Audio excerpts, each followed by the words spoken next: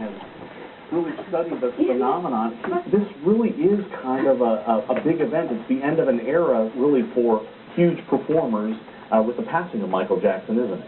Yes, he may very well be the last performer of an era, the era of the international megastar performer who is ubiquitous in the media all around the world.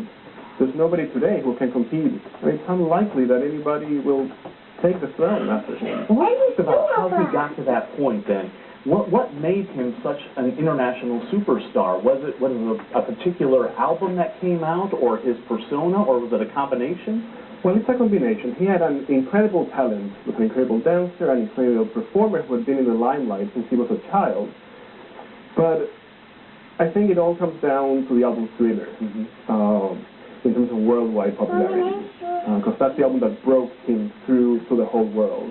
That is an album that came out in 1982, and it's an album that was a perfect pop concoction that combined so many elements that reached a wide demographic that crossed racial, class boundaries. Well, you talk about that, but there had been other African-American performers in the past who had crossed some of those lines. James Brown comes to mind, who had appeal, but nothing like the appeal that Michael Jackson had. Was that just by virtue of the timing, the late 70s, early 80s when this album came out? There are elements of the timing, but there's elements that have to do with Michael Jackson's own planning. He told his producer, Quincy Jones, he told his friends, I'm going to be the king of pop. He was planning that.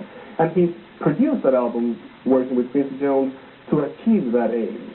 The type of music that he brought in music, disco music that was from the previous decade.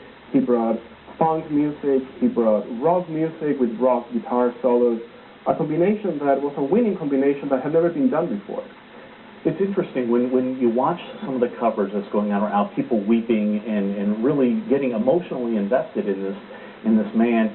It kind of reminds me a little bit about when Elvis passed, and you kind of look at how people have immortalized him and made him maybe even bigger than he was as a performer. Do you see that same sort of thing happening with Michael Jackson? We'll see impersonators, and his legacy will continue to live on? Because it's been a while since he's had an album. I know. It's, well, you know, he had a comeback plan for later in the month.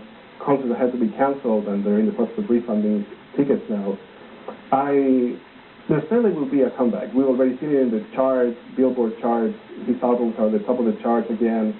And impersonators, you can find them all around the world, in Asia, in Latin America, even on the lines for the commemorations. I saw people dressed like him, dancing like him. So it's very likely we'll continue to see a lot of him. You know, a lot of people have talked about the fact that, yes, he was a great musician, but as he passed here, we seem to have forgotten some of the scandal that surrounded his life. Is that normal when a celebrity like this passes, or is that uniquely Michael Jackson that we can forget about the allegations and things that have happened in his personal life? I think it's a natural thing that happens at first when a celebrity dies. I think with time, we'll come back to seeing him in a more balanced light. I don't think you can really understand Michael Jackson without thinking about his eccentric lifestyle. I think his eccentric lifestyle informs his persona, informs his songwriting choices. Songs about a stalker like Billie Jean, about Dirty Diana, the violence in a song like Beat It or Bad, have to do with his personal struggles. And so that'll come out later on again. Yes. All right, Daniel, thank you so much for joining us. Appreciate it. You're welcome. Thanks a lot. Thank you, Jim. Students in New York are getting a unique lesson in how